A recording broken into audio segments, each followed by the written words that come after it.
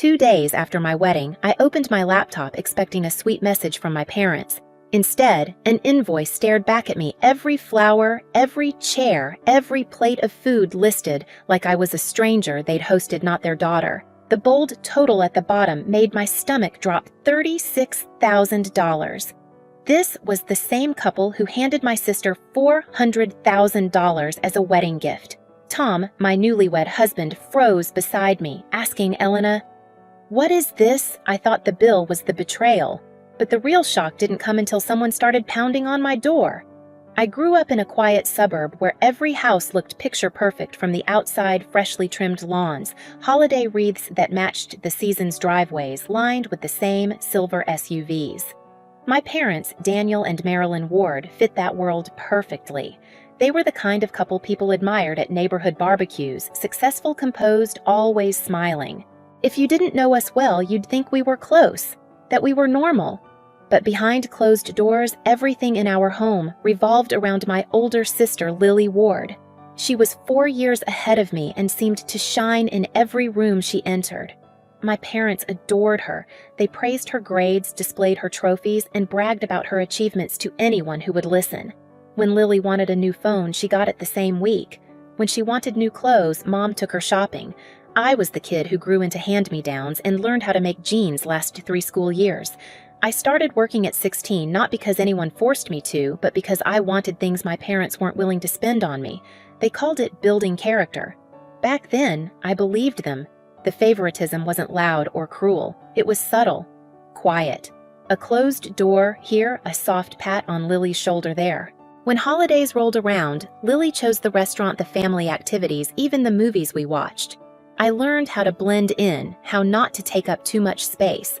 By the time I moved to the city for college and later became a software engineer, I had built my independence like armor, and for the most part, it worked. I carved out a life that felt steady, even if a part of me still wondered why the people who raised me never seemed to really see me. Then I met Tom Alvarez, now my husband. Tom came from a warm, grounded family who treated me with a kind of natural kindness I hadn't known growing up. His mother hugged me the first time we met. His father asked thoughtful questions about my work. His siblings joked with me like I'd always belonged. Tom saw the quiet parts of me too, the practiced calm, the habit of shrinking myself the way I brushed off small hurts. He didn't let them slide. He learned them. So when he proposed last year, it felt like the beginning of something gentle. My parents reacted with excitement that almost startled me. They asked about colors, venues, catering. They insisted without hesitation that they wanted to pay for the whole wedding. After giving Lily $400,000 for hers, the offer shouldn't have shocked me, but it did. Not because of the amount, but because of how earnest they sounded. It felt like the first time in my life they wanted to treat me the way they treated her. I let myself believe it, and that belief would cost me more than the invoice ever did. Our wedding day was small, warm, and exactly what Tom and I wanted. We held it in a quiet garden outside the city with string lights hanging low and soft music drifting between tables. My parents, Daniel and Marilyn, arrived early. They hugged me, complimented the venue, and insisted on paying the remaining balances with the same cheerful enthusiasm they'd shown for months. It wasn't extravagant like Lily's wedding had been. Hers had made the local society pages, but it felt intimate and honest. It felt like mine. During the reception, I caught my mother wiping her eyes as Tom and I danced. My father clapped Tom on the back, praising the vows he'd written. For a brief moment, I wondered if the years of distance between us were finally loosening. If this was what it felt like to be seen, to belong. I went to sleep that night believing something in my family had shifted in a way I'd never expected. 2 days later, that illusion shattered. I was still surrounded by half-opened gifts and stray ribbons when I sat down with my laptop. Tom was making coffee in the kitchen. I thought my parents might have sent a sweet note or maybe a picture they'd taken during the ceremony. The subject line "wedding payments" didn't worry me. If anything, I assumed it was a receipt they wanted me to keep for records, but when the email opened, the air in the apartment seemed to thin. It wasn't a receipt, it was an invoice. A full, itemized bill listing every detail of our wedding day. The floral arrangements each bouquet accounted for as payments. The appetizers, the rented chairs, even the string lights. Every line neatly typed, every cost tallied as if my wedding had been a corporate event they'd hosted on my behalf. The total at the bottom hit me like a blow, $36,000. For a long moment, I just stared. I didn't move. I didn't blink. It was like my brain refused to process what my eyes were reading. Tom walked over with 2 mugs, placed them on the table, and leaned in. "Hey, you okay?" His voice cut off the moment he saw the screen. "Elena, what is this?" "I don't know," I whispered. I don't understand." But I did. Deep down in the place that still remembered every forgotten birthday card, every hand-me-down, every moment I was told to be patient, because Lily needed something first, I understood exactly. This wasn't new. This was the same pattern dressed up in prettier clothes. My phone buzzed. A new message from my mother. "Hope you received the invoice. Please settle this soon. We agreed this was the responsible thing to do." Responsible. The word made something in my chest twist. My parents had offered to pay for the wedding. Insisted on it even. I never asked them for a cent. I never expected them to match the $400,000 they'd gifted Lily when she married. I wasn't keeping score. But this cold, calculated charge felt like they had set a trap and watched me walk straight into it. Tom paced, running a hand through his hair. "They can't be serious. Elena, this is insane." But my parents were always serious when it came to money, especially when it came to controlling who received it. I reread the email again and again, waiting for a sign it was a mistake. Some hint of sarcasm. A "just kidding." Anything. There was nothing. Just the bill. Just the blunt expectation. Just the realization that all the warmth from the wedding wasn't love, just performance. That evening, as the sun dipped behind the buildings outside our window, I sat at the table replaying old memories. Lily getting the newest phone while mine was taped at the edges. Lily receiving new clothes while mine came folded in a plastic bag labeled "Donate." Lily being handed $400,000 with a proud smile while I was now handed a bill. And for the first time in my life, I didn't swallow it down. I didn't tell myself I was overreacting. I didn't excuse it as a misunderstanding. This wasn't a mistake. It was a message. And it was the turning point I didn't know I'd been waiting for. I didn't sleep the night the invoice arrived. Tom tried more than once to pull me into his arms and calm me, but my mind kept circling the same painful loop. The list, the tone, the expectation. All the years I had convinced myself things weren't as lopsided as they felt. By morning, something inside me had gone quiet. Not numb, just clear. If this was who my parents wanted to be, then I had to decide who I would be in response. Tom sat across from me at the kitchen table, worry all over his face. "What do you want to do? I'm going to pay it," I said. He blinked. "Elena, you don't owe them this." "I know." My voice was steady, steadier than I felt. "But I'm paying it anyway. Not because I owe them, but because I'm done letting them use money as a leash." I pulled out my checkbook. Writing the full amount in neat letters felt strangely powerful. For the first time, I wasn't trying to bargain, explain, or earn their approval. I wasn't pretending the scales had ever been balanced. Tom squeezed my hand. "If you need me, I'm here." I nodded grateful and tucked the check into an envelope. But I didn't stop there. I wrote a letter measured honest, painfully straightforward. I told them how hurt I was, how their offer felt like a setup, how the invoice wasn't just a bill, but confirmation of a lifetime of favoritism and emotional manipulation. I wrote that I would never again accept money assistance or gifts with strings. I told them I was declining any future inheritance. And then I wrote the words I never thought I'd write. "This will be our final financial interaction." I sealed the envelope and mailed it before I could lose my resolve. For the rest of the day, my phone stayed silent. No calls from my mother Marilyn, no texts from my father Daniel. That silence should have been peaceful. Instead, it felt like a thunderstorm waiting to break. The storm hit the next morning. My phone lit up with messages from extended family, an aunt I hadn't spoken to in years, a couple of cousins who barely remembered my birthday, even a distant uncle who lived across the country. Every message said a variation of the same thing. "How could you do this to your parents?" They were trying to teach you responsibility. You're being dramatic. You should apologize." I stared at the screen, stunned by how fast the narrative had shifted. My parents had clearly been busy. Tom glared at my phone like he wished it would burst into flames. "Block them," he said. "All of them." I didn't yet. I needed to understand how far they were willing to go. Then an email arrived from an address I didn't recognize at first. A work account. It was from my mother. "Elena, the invoice wasn't real. It was a lesson. You weren't supposed to take it literally. We planned to surprise you with a $100,000 gift after you showed responsibility. Please don't overreact." I reread that paragraph 3 times. A lesson, a test, a promised gift dangled like a prize for obedience. Tom read over my shoulder and muttered, "Unbelievable." I didn't reply. Instead, I opened my banking app and mobile deposited the check they had sent me months prior for wedding-related costs, money I had never touched. I wanted it processed immediately so they wouldn't be able to tear it up and rewrite history. Their test was over. My answer was final. That evening, my phone buzzed again, this time with a number I recognized. It was my father's younger brother, Uncle Aaron, someone who had always lived on the edges of family gatherings. When I answered, his voice was calm but weighted. "Elena, I heard what's happening. I've been in your place before." And that was the moment everything sharpened into terrible clarity. My family had done this before.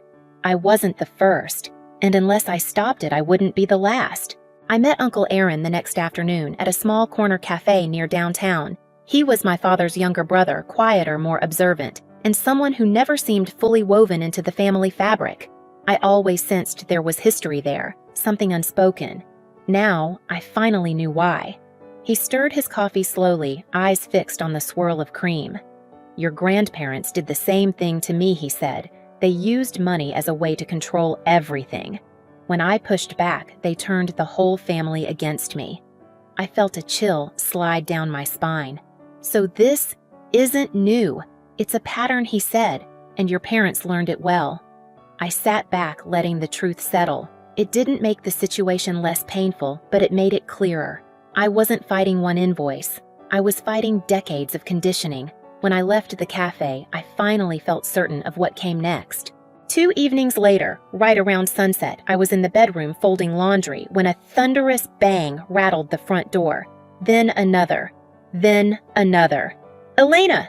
a voice shrieked through the hallway. "Open this door right now!" Tom looked up from the couch, eyes wide. "Is that yes?" I said, my stomach tightening. "It's Lily." My older sister, once the golden girl of the family, the orbit around which everything spun, was now outside our apartment, pounding the door with both fists. The hallway amplified every scream like a megaphone. I walked toward the foyer, each step steady, deliberate. Tom hovered behind me, protective, but letting me lead. When I reached the door, I didn't open it. I simply stood still and listened. "You're unbelievable, Elena," Lily shouted, voice cracking. "You paid the invoice. Why would you do that? Why would you embarrass Mom and Dad like that?" Embarrass. The word scraped something raw inside me. More fists slammed against the wood. "They were trying to help you. They gave you a chance to prove yourself and you turned it into some big drama." My hands curled at my sides, not from fear, but from clarity. This was exactly how Lily had been taught to think. Whatever she received was a gift. Whatever I received was conditional. Tom whispered, "Do you want me to call building security?" "Not yet," I murmured. "I want to hear her." Lily's voice rose again, now close enough that I could picture her leaning against the peephole, her breath fogging the metal. "Do you know how much they cried over you? Do you know how hard Mom tried to explain the lesson you were supposed to learn? If you weren't being so selfish, you'd understand." A neighbor cracked open their door down the hall. Another peeked from around the corner. Lily didn't notice. She was too consumed by her performance. I quietly lifted my phone and hit record. Lily kept going. "And now the whole family is talking because of you. Everyone thinks you're ungrateful, honestly." "I agree. I mean, come on, Elena, they offered to pay. You should have just accepted the invoice and shut up about it." Tom's jaw clenched. I laid a hand on his arm, grounding both of us. And cutting contact, Lily spat. Really? Over money? Over a stupid misunderstanding. God, you always have to make everything about you. The irony hit me so hard, I almost laughed. For 28 years, everything had been about her. Finally, I spoke not loudly, not with anger, but with the calm certainty of someone whose eyes had fully opened. You need to leave, Lily. Silence. Then, oh, so you are there. Open the door. No. Why not? Because you're not here to understand, I said evenly. You're here to reinforce the same pattern that's been hurting our family for generations. I could feel her confusion through the door. She wasn't used to me speaking plainly. Pattern. What are you even talking about? You don't want answers, I said. You want obedience. You want me to fall back in line and pretend the world has always revolved around you. I'm not doing that anymore. Her tone sharpened. Don't psychoanalyze me, Elena. I'm not the problem here, you are. No, I said softly. I'm just finally telling the truth out loud. She let out a high, desperate laugh. You're delusional. Mom and Dad were trying to teach you to be responsible. They were planning to gift you $100,000 afterward. You ruined everything. This isn't about money. Yes, it is. No, I said again, firmer now. It's about control. There was a long beat, just air trembling between us, then a choked sob. So what, you're done with all of us? With the whole family? Yes, I said, until something changes. A shaky breath sounded from the other side. Fine. If you want to throw your family away, go ahead. But don't come crawling back when you realize you're alone. I'm not alone, I said, turning to look at Tom. Not anymore. A few seconds later, her footsteps echoed down the hallway, fading with every stomp. A door slammed somewhere near the elevator. And then silence filled the apartment, cool and heavy, but somehow freeing. Tom wrapped his arms around me from behind, resting his chin on my shoulder.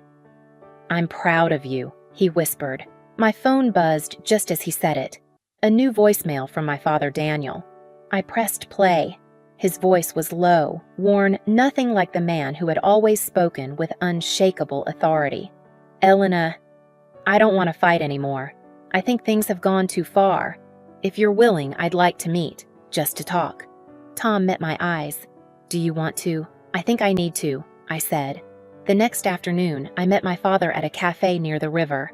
He looked older than I remembered, shoulders, slumped eyes, tired. On the table between us lay the check I'd mailed him. He slid it toward me. We don't want this, he said. Take it back. Slowly, I pushed it back across the table. No. He blinked. Elena, it's not about money anymore. And for the first time in my life, he had no answer. After that meeting with my father, something inside me settled, not happily, not painfully, just finally. The weight I'd carried since childhood loosened. Tom and I walked home through the late afternoon sun, and for the first time in weeks, my chest didn't feel tight. My parents stopped emailing. The extended family quieted too, maybe realizing their messages weren't reaching me anymore. The silence didn't feel threatening this time. It felt earned. Tom's family invited us over for dinner that weekend. His mother hugged me. His father saved me the last slice of pie, and for a moment I understood what family was supposed to feel like, steady, uncomplicated kind. I wasn't naive enough to believe everything was fixed, but I wasn't trapped in the old cycle anymore either. For the first time in my life, the future felt like mine. Looking back, the invoice wasn't the real betrayal, it was the reminder of how long I'd accepted crumbs and called it love. Setting boundaries didn't break my family. It finally broke the cycle. And if you've ever felt unseen, unheard, or expected to stay quiet to keep the peace, you're not alone. Share your story in the comments, tell me what part hit you hardest, and subscribe so you don't miss the next one.